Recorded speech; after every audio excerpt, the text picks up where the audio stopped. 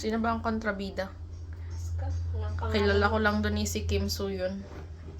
Si Kim Soo-hyun yung gwapo. Tapos yung maganda ay hindi ko matanda ng pangalan. Hindi naman Kim Soo-hyun ang pangalan, si Vic. Yun sa totoong buhay ang pangalan niya, Kim Soo-hyun.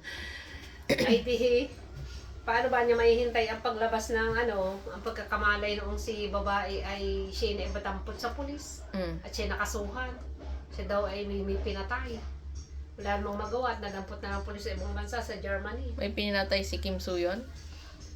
Yun ang pinalabas nitong Ba't siya nasa Germany? Dahil nga doon inoperahan si babae. Sinong nang sa kanya? Si Heijin. Heijin ba? Sino nang tag doon? Yung kontrabida. Nang frame up. Di ko naman kilala ang kontrabida. Sus ko. Tingnan ko nga, characters. Alam niyo ba ang title ng pinapanood nyo yan? Queen of Heart. Queen of Tears. Queen of Tears. Queen of Tears. Kahapon sabi nyo ay crying queen. Ay ngayon, ay di, dahil nga siya ang nakamulatan pagkatapos ng maoperahan, na brainwash niya itong si babae na ang kanyang pamilya ay inabandona siya. Dahil itong lalaking ito, inabandona siya lumaki sa orphanage. Yung gwapo? Hindi yung kontrabida. May itsura din naman. Sino ba ang kontrabida? Si Song Joong Ki? Ko po. Wala na Ito? akong natanda sa pangalan. Itong mukhang to? Ito ba ang kontrabida? Hindi yan. Ay, hindi ba? Tingnan mo pa. Ayun yata. Ito yung bida. Yung Si Kim tingnan na rin. Ji-won. Tingnan mo, Si Park i-close up mo. Song-hoon.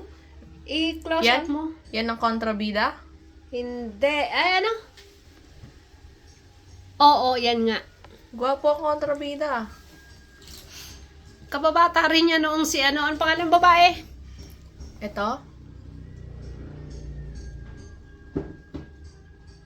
Ito, ang babae. Ito.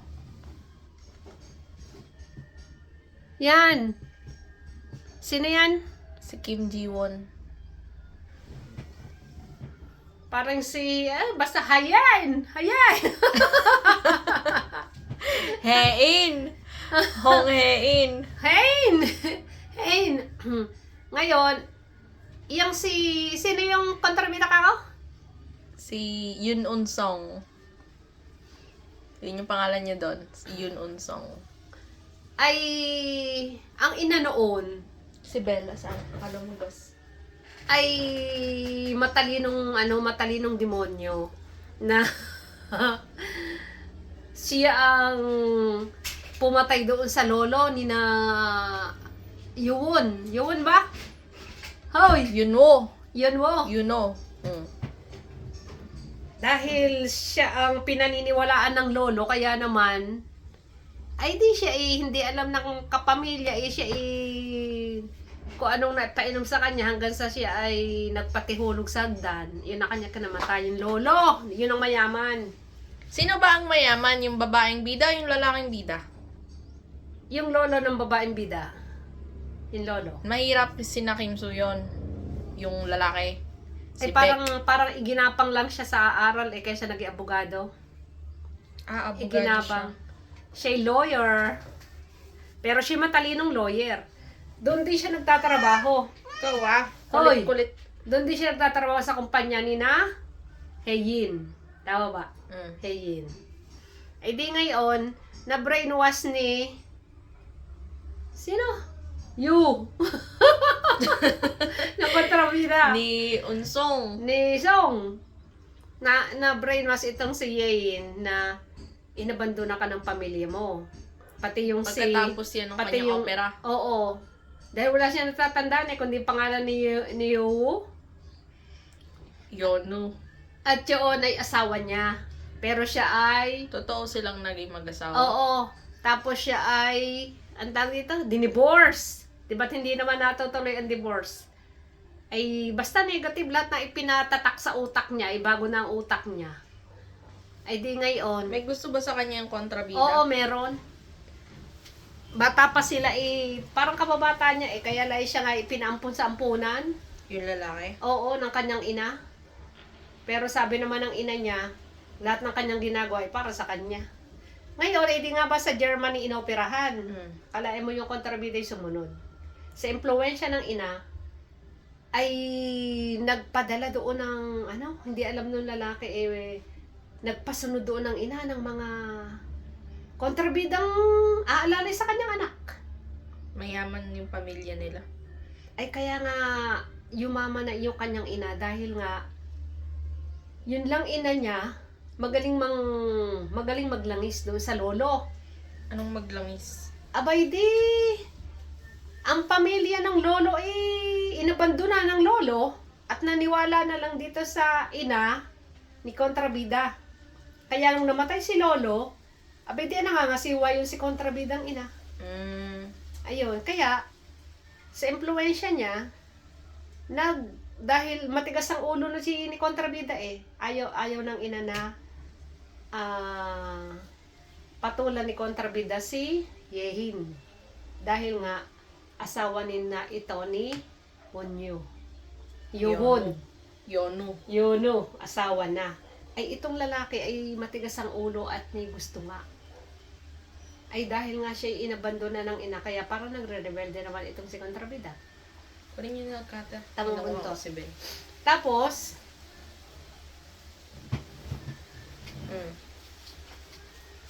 nung magkakasundo na, dahil nga kahit pa magkahiwalay itong dalawa, ay talagang ang puso ni Yehin ay nakiyowo.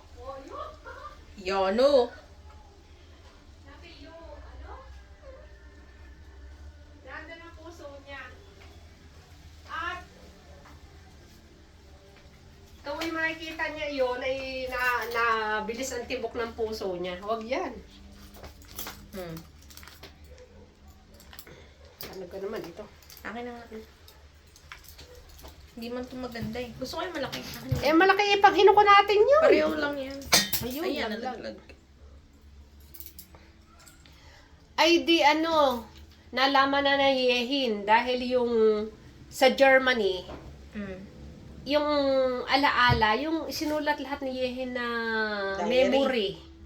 Nagkaroon siya ng diary. Ginawa niya yon. Nainiwan niya kay Yoho dahil si Yoho nga ay bigla ang hinuli, nalaglag sa sahig. Nakita nitong si kontrabida, binasa, kalay mo inihulog sa apoy. Kaya lang, hindi nasunog. Tumasik din niya kuko. Huwag mo iharap dito nga.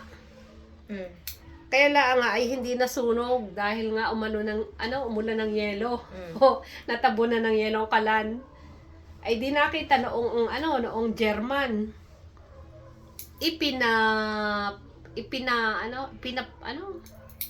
Ipinadala sa Pilipinas sa address. Sa Pilipinas? Oo.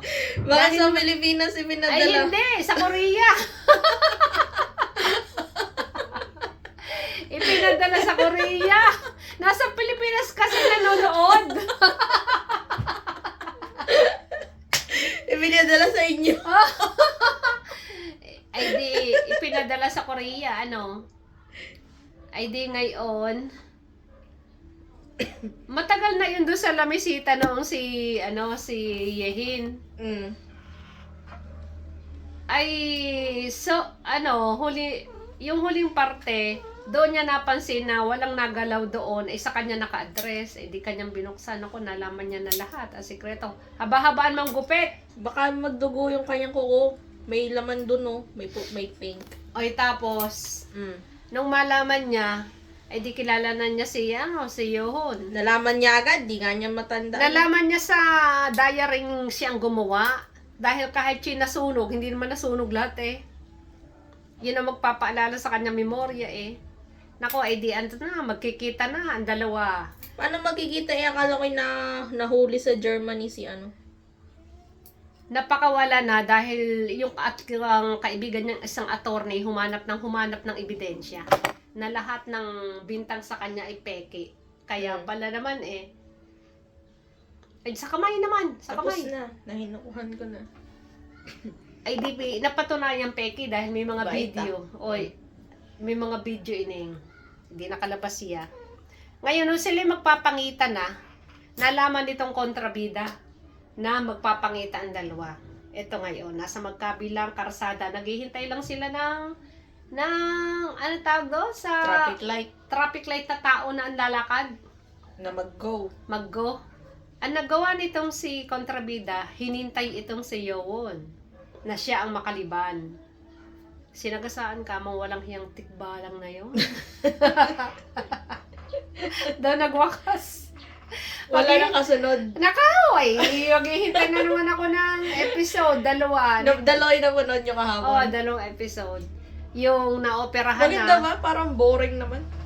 Pero isipin mo, yung kagabi, yung parang sila yung magpapangitan na kung iisipin mo parang matatapos ng istorya at magpapangitan na sila at mag-o-okay na. Sabi ng director, kailangan magkaroon ng kontrabida dito na siyang sisira uli sa kanilang nalalapit na paglalapit. Sabi ng director, sagasaan mo si Yowon. Aba, ayan, natamaan kay Yowon ni utak. Baka si Yowon naman ang magkaroon ng insomnia. Anong insomnia? Amnesia. Amnesia. Baka si Yowon naman ang magkaroon ng amnesia. Doon ka na nga, Ben. At siya ay hindi matandaan ni... Doon ka na. Hindi naman niya matandaan siya. Po, nakakayamot naman kako episode na to. Asan bang walis? Ano kaya kakong ending ng episode na yun? Ang director napakatanga at ang writer. Pagkakahinang sumulat.